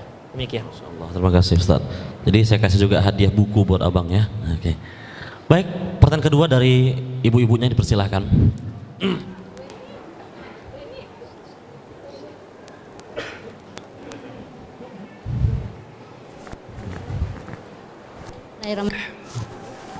Assalamualaikum warahmatullahi wabarakatuh. Waalaikumsalam warahmatullahi wabarakatuh. Saya Ayu, Ustadz mau tanya mengenai memakai inai. Saya pernah baca di artikel, ada yang bilang inai itu, artikel yang saya baca itu bilang itu termasuk bertabaruj gitu kan. Terus saya juga pernah baca hadis Rasulullah itu kurang lebih seperti ini, itu ngelihat tangan Ahwat, terus dia bilang kalau misalnya Ahwat itu sebaiknya inai gitu, tapi saya lupa konteksnya gimana. Itu yang seharusnya gimana? Perempuan boleh nggak sih pakai inai? Ya. Sama tambahan Ustaz tadi, kalau pakai bedak juga boleh nggak Ustaz? Oh iya.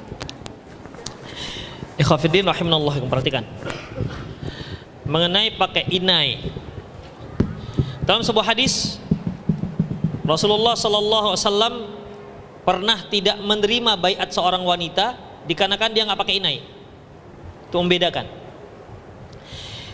Ketika aurat wanita itu seluruh tubuhnya kecuali muka dan telapak tangan, Syekh Albani rahimahullah menyimpulkan dalam kitab Hijabul Mar'ah Muslimah, berarti seorang wanita itu boleh pakai celak. Boleh pakai celak. Termasuk kalau sekarang juga bedak. Boleh pakai inai dan boleh pakai cincin. Ya, mengenai pakai celak, Subai'ah ketika suaminya meninggal, sudah waktu ya. Ketika suaminya meninggal, seorang sahabat yang berpapasan dengan dia lihat ini kok sudah pakai celak. Sudah pakai celak. Dia katakan, "Kenapa kamu pakai celak? Bukankah masa iddahmu belum selesai?" Ternyata Subai'ah ini ketika suaminya meninggal, dia sedang hamil. Sementara ikhwafiddin, iddah seorang yang hamil yaitu ketika sampai dia melahirkan. Wa ulatil ahmali ajaluhunna ayyadhana hamlahunna. Dan wanita-wanita yang hamil maka selesai hiddahnya yaitu setelah dia melahirkan. Jadi ikhwafiddin rahimanallahu wa iyyakum, dia lapor kepada Rasulullah SAW. Ternyata yang benar tuh Subai'ah. Permasalahannya di sini ikhwafiddin, sahabat tadi melihat wanita Subai'ah tadi memakai celak. Dan ternyata tidak ada larangan dari Rasulullah SAW. Kalau dia masa iddah dan masa hiddah, berarti tidak boleh bercelak. Kalau sudah selesai kembali ke masa normal, berarti boleh. Kalau seandainya masa hiddah tidak boleh pakai celak, dan kalau tidak masa iddah juga nggak boleh, apa fungsinya berarti teguran daripada sahabat tadi? Tandanya ikhwafiddin, karena dia menegur sahabiah tadi memakai celak karena dianggap masih masa hiddah, menunjukkan bahwa kalau dia sudah selesai masa hiddahnya boleh memakai celak. Demikian juga mengenai inai, boleh memakai inai, boleh. Ikhwafiddin, tetapi perhatikanlah inai yang syar'i. Sekarang saya lihat inai itu yang hitam, masya Allah, seperti sehingga kuku-kuku para akhwat kita itu seperti kuku beruang jadinya, hitam. Ya, inai itu normalnya warnanya apa? Merah ke orang-orangnya ya. Kalau yang tambah hitam tambah jadi kuning itu pakai apa? Kan ada unsur yang lain, ya. Pakailah yang apa namanya? Yang orisinil, yang warna ori. Tidak usah tambah-tambah jadi hitam, apalagi hijau. Ada nggak inai? Ada bu, inai warna hijau. Ada kan? Jadi banyak sekarang modifikasi. Inai juga namanya. Jadi pakailah yang ori, warna yang ori. Demikian. Jadi boleh pakai inai. Boleh ya, oke. Baik, para hadirin sekalian, sayang berhubung waktu kita juga terbatas ya. Maka kita akhiri pada hari ini, dan saya ingatkan kepada teman-teman lain, acara tebar jilbab setelah ba'da zuhur ya. Setelah zuhur nanti kita adakan acara tebar jilbab. Bagi yang belum registrasi segera untuk registrasi ke panitia. Dan terakhir Ustadz, apa nasihat untuk kami Ustadz agar tetap istiqomah menggunakan pakaian syar'i Ustadz? Ikhwafiddin rahimani Allah wa iyyakum. Pakaian yang sudah diatur oleh Allah Subhanahu wa taala itu pasti bermaslahat. Makanya Allah katakan dzalika adana ayyurafna.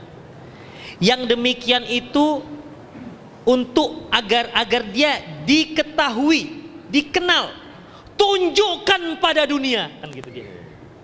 Bahwasanya anti ada seorang muslimah yang memakai pakaian syar'i, jelas berbeda. Lebih dikenal, fala yu'dzain, agar tidak diganggu. Makanya jarang orang yang memakai jilbab yang syar'i diganggu. Paling-paling diganggu, assalamualaikum, begitu. Ya, nggak dijawab dosa, dijawab cinta, paling itu aja. Ya, orang-orang yang usil. Selebihnya nggak berani, Khofiddin. Selebihnya nggak berani. tidak diganggu. Ikhwatiddin rahimani Allah wa iyyakum. Jadi kalau syariat memerintahkan sesuatu, apalagi sampai mewajibkan sesuatu, itu pasti bermaslahat untuk kita. Walaupun dia terasa getir, walaupun dia terasa pahit, ketahuilah ikhwatiddin, untuk maslahat kita. Ibarat kita makan obat, pahit dan getir memang, tapi untuk maslahat kesehatan kita. Itulah jilbab syariat, itulah pakaian syar'i. Jadi kalaupun ada gangguan-gangguan itu biasa, ya biasa, karena setan itu tidak pernah membiarkan kita itu menjadi taat. Setan selalu menakut-nakutkan kita. Asy-syaitanu ya'idukumul faqra wa ya'murukum bil fahsya.